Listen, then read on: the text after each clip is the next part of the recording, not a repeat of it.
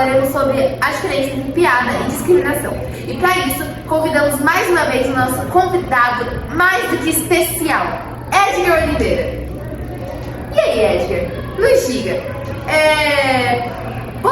como você, um especialista em Shakespeare, nós sabemos, se tornou um especialista em humor agora? Bom, eu dediquei a minha vida a estudar a vida do Shakespeare e suas obras, mas eu recentemente completei um curso especializado em comédia. Então, sim, agora eu sou especializado também no assunto do humor. Muito interessante saber que você tem essas duas áreas agora, você tem todo esse conhecimento. Bom, na comédia são utilizadas de sátiras e piadas, trocadilhos, enfim, para entreter mesmo o público. Mas no momento que essa piada ofende alguém ou algum grupo, ela se torna um certo tipo de discriminação, não é mesmo? E para se proteger, os humoristas que fazem essa discriminação, né? Eles usam, nossa, mas é só a minha liberdade de opinião, né? E assim, o que você acha sobre essa fala deles, sobre essa liberdade de opinião que eles dizem que tem, assim?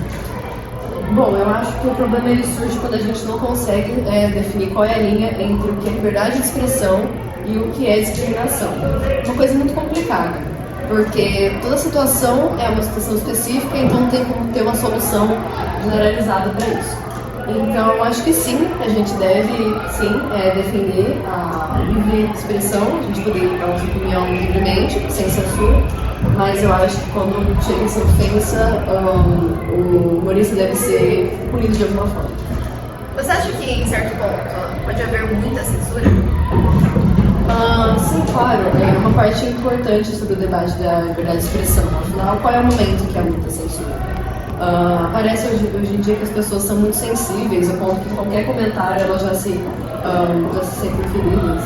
A gente não pode falar muito das coisas, tem que cuidar, sim, dependendo do contexto, essas reclamações são válidas e elas são sendo ignoradas pela famosa frase "é só minha opinião". Mas em outros casos, sim, é verdade, as pessoas elas estão sendo censuradas por nada. Isso é um grande problema, porque daqui a pouco a gente vai poder fazer piada sobre mais nada. E eu acho que elas precisam pensar um pouco antes de sair cancelando e incriminando por qualquer ato. E eu acho que quando o humorista está no palco, aquilo que ele vai falar não é a opinião dele, é mais só um ato para fazer as pessoas rirem, se divertirem. E acho que quando ele sai, eles têm uma consciência de que realmente vai fazer. O humor ele foi criado, a gente sabe que a princípio ele foi feito para divertir, para fazer o público rir. E até mesmo ele é usado para ser uma crítica a uma sociedade, a um modo de vida. E a gente tem que saber distinguir o humor da ofensa. É muito complicado, já que é uma linha muito tênue esses dois. Você pode explicar um pouco sobre o que é o limite do humor para você? Bom, algumas pessoas elas não conseguem enxergar essa linha por justamente ela ser tão estreita. Às vezes não é por mal, é mais para fazer um pouquinho para se divertir, dar risada. Só que mesmo não percebendo pode ser algo ofensivo. E principalmente quando você é alguém que você não conhece, que está sempre na plateia te observando, te assistindo. E mesmo como um show de stand-up. E se a piada é feita com alguém que você já tem intimidade, já tem uma certa proximidade, você te zoa. A pessoa te zoa, ela te zoa de volta, tá tudo bem, porque vocês se entendem, sabe que nenhuma feriria a outra. Só que esse tipo não vejo problema. Mas as piadas, elas também envolvem grupos e culturas diferentes. E por isso, você tem que tomar cuidado com a ofensa, porque daí se torna um problema e preconceituoso. O Paulo Gustavo, um grandíssimo humorista que a gente infelizmente perdeu há alguns anos, ele fazia piadas com várias situações e grupos, mas ele não tomava cuidado de não ofender. E daí que a gente entra na questão. Que fazer essas piadas envolvendo outras etnias e tudo mais é uma coisa muito complicada, porque um desvio você já pode causar um grande desconforto entre as pessoas que fazem parte do grupo. E uma grande dúvida é a seguinte: os próprios grupos podem caçoar deles mesmos. Então, por exemplo, um obeso pode caçoar do corpo de outro obeso. O negro, o latino, o asiático, ele pode ser racista com a própria etnia, ou melhor, pode ser chamado de racismo. Vocês entendem? É complicado esse negócio de humor. Você nunca sabe até onde pode chegar com as suas piadas, com os seus comentários. A fala da Lia Seger, do coletivo de mulheres ECA, se encaixa perfeitamente nisso.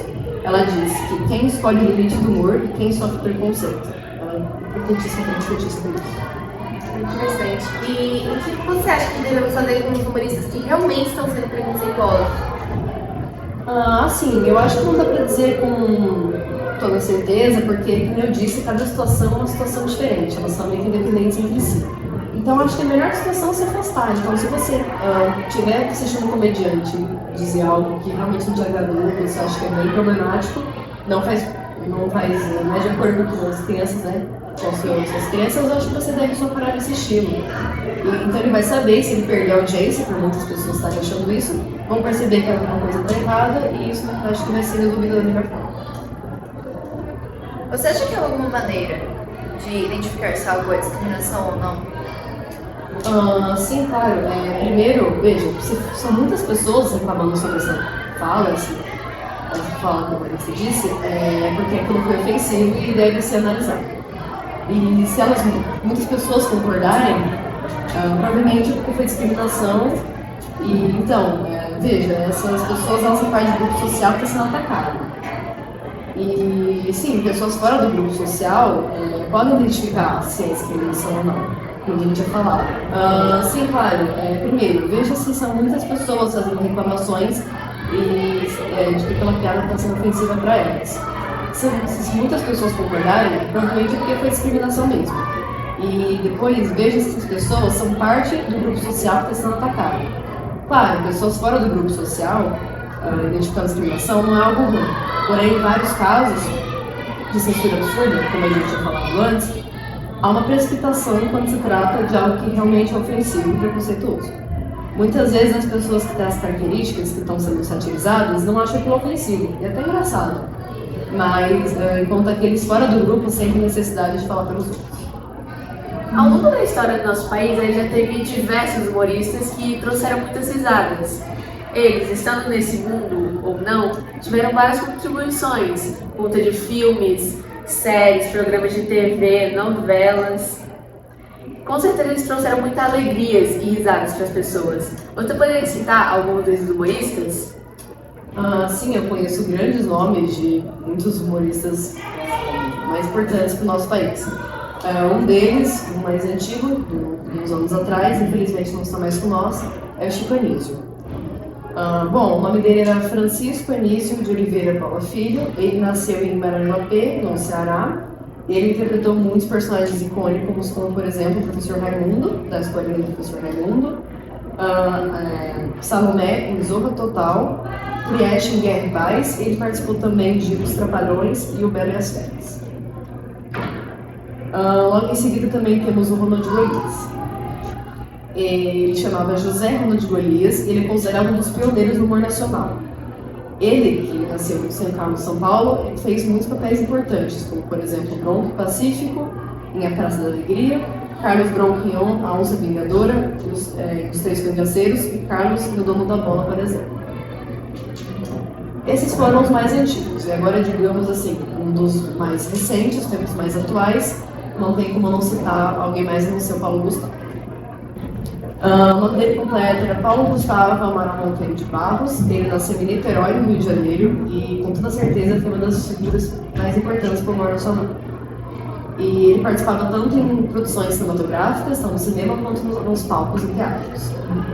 Com certeza, os papéis mais memoráveis é o da Dona Hermínia, nos Três Filhos de Minha Mãe, uma peça, que antes era uma peça de teatro, que ele usou a própria mãe para fazer a protagonista. E ele também fez o Aníbal em Os Homens São de Marte, É Pra Lá Que Eu Vou, e Minha Vida em Marte. E, além disso, ele participou do programa de TV Vai Que Cola, no Multishow.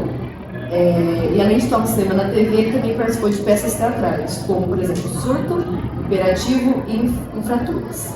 Já dizia o Paulo, que ele é um ato de resistência. E, por fim, temos Fábio Porchat. O nome dele completo é Fábio Ferrari Porchat de Assis. Ele nasceu na própria cidade do Rio e se destacou na sua carreira participando de 2 filmes, né, famoso no Passado Me Condena, onde ele interpretava o personagem com o seu mesmo nome, Fábio. Além disso, ele fez o papel de Bruno, que é um jovem no filme Entre Abelhas, Amaral em Vai Que Dá Certo, 1 e 2, E atualmente eles têm seu próprio programa, que chama História Essa é Porchat, que como se fosse um bate-papo onde eles e seus convidados contam histórias engraçadas que eles viveram.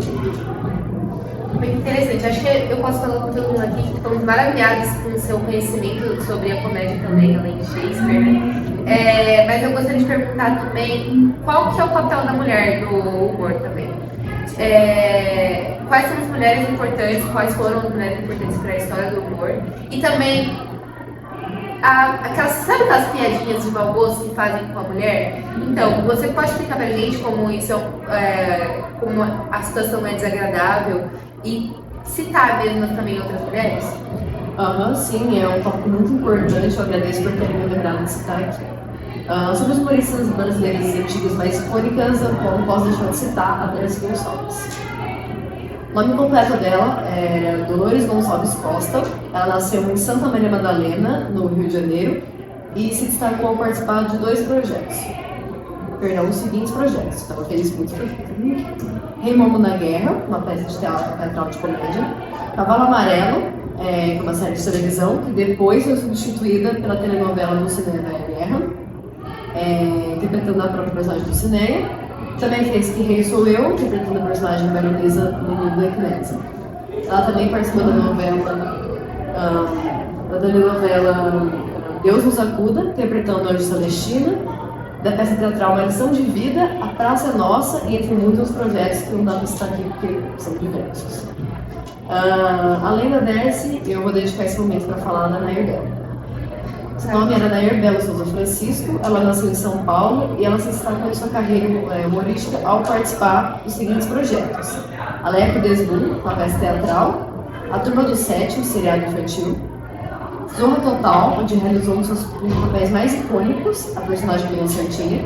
Ela também participou do seriado Dona Santa e fez também muitas novelas, como Vira-Lata, O Quinto dos Infernos, Era Uma Vez, Bang Bang, Pena Japa, por exemplo. Agora que eu já citei as humoristas brasileiras mais icônicas, só que as mais antigas, eu vou dizer uma das mais influentes da atualidade. Eu não posso esquecer de citar a Samantha Schmutz. Quando a gente fala de comédia, não tem como citar a Samantha. Seu nome completo é Samantha Schmutz Canet. Ela nasceu em Niterói, no Rio de Janeiro, e participou de muitos projetos de comédia. Dentro da especialidade, como nos 3 filmes de uma peça, ela atuou junto com o Paulo Gustavo, que inclusive eles eram muito próximos na atuação, fizeram diversos projetos juntos. Ela também participou do sitcom no filme Vai Que Cola, e ela também protagonizou 2 filmes, Tô Rica, Não Vamos Pagar Nada, e também fez Totalmente Demais, que é uma telenovela extremamente famosa. Por fim, vou citar a Duda Werneck. Thalita Werneck Arguelles, ela nasceu na cidade do Rio de Janeiro e se destaca no humor, principalmente no seu programa de TV Lady Night, onde ela arranca muitas risadas da plateia ao conversar de maneira cômica com seus convidados. Mas além disso, ela já, desde novinha, já participava de projetos humorísticos, já na peça Dilemas de Irene. Ela também fez Amor à Vida, Ela de Paraisópolis, Haja um Coração, Deus Salve o Rei e do filme Toque, transtornado obsessivo compulsivo.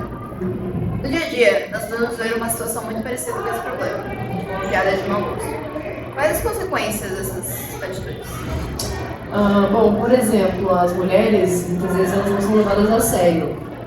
Você sempre vê quando uma mulher está irritada, a razão, parece que toda vez que ela está irritada, a razão sempre vai ser a TPM. Então a pessoa sempre fala, nossa, você está brava, está com TPM.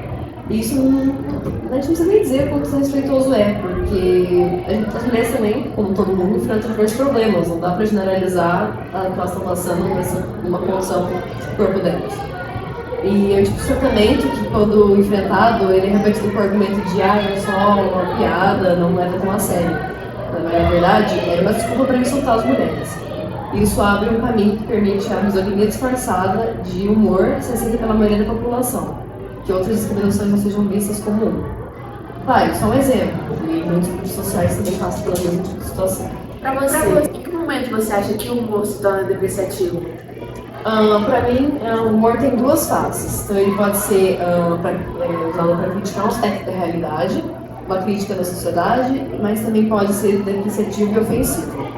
O riso passa a ser algo negativo quando ele começa a ofender, desprezar e humilhar determinado grupo social ao qual pertence. Entendi. Você pode me dar exemplo de algum humor depreciativo?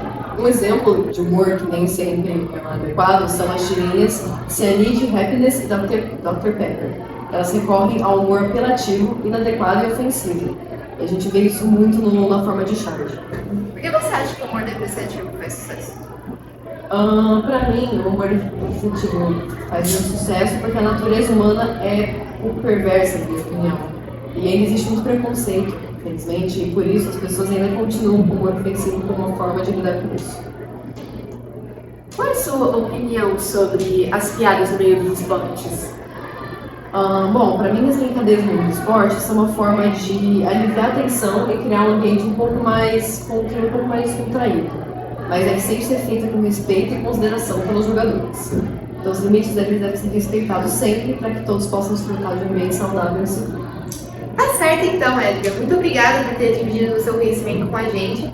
E eu gostaria de agradecer também por ter separado um tempinho das suas viagens pelo mundo para vir aqui para dar essa entrevista para o nosso podcast. Mas conte aí, eu fiquei sabendo, um passarinho me contou que você viajou para muitos lugares. E eu separei até umas fotos de você viajando, que vou apresentar aqui no telão. Onde você estava aqui? Bom, essa foi a minha primeira viagem que eu fiz para realizar meus estudos. Realizei em Marrocos. Então eu estava numa rua bem tradicional do país e aproveitei para registrar esse momento. Meu segundo destino foi a cidade de Buenos Aires, na Argentina. Além de visitar diversos países, eu visitei vários congressos, participei de muitos congressos. Também fui para a Austrália e depois para o Japão e como último destino fui para o Alasca. Interessante. Olha, Edgar, eu senti uma foto da Julieta aqui. Como é que ela tá passando? A Julieta que nem o vô dela, ela também adora viajar pelo mundo para estudar as coisas que interessam. Então aqui eu vou mostrar umas imagens das viagens dela. Ela foi primeiramente para o México, para Paris, para a China, para Nova York, para a Itália, para o Havaí e para a Índia.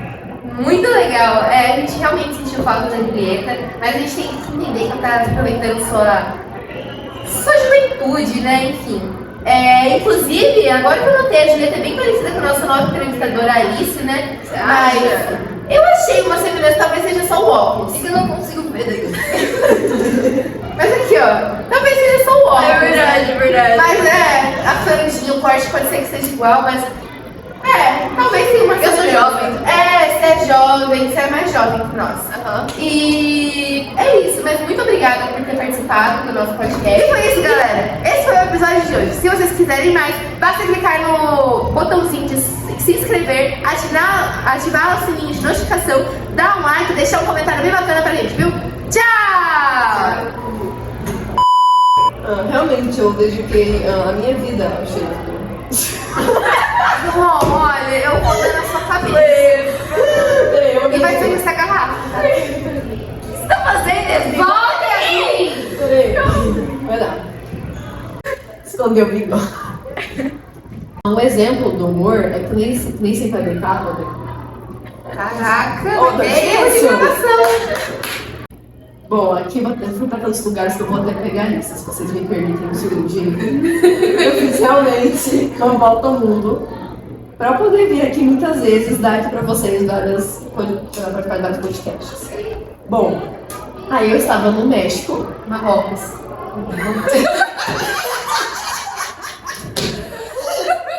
Fez uma lista boa, hein? eu tenho gravação essa.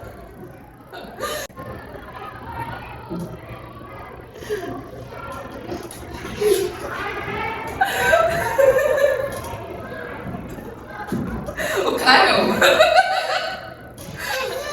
Eu não vou olhar mais. Não é pra olhar ali. Não, mentira, a gente olha, mas olha de olho fechado. Porque só... 3, 2, 1. Bom, meu segundo destino foi a cidade do México, onde eu registrei. Buenos Aires.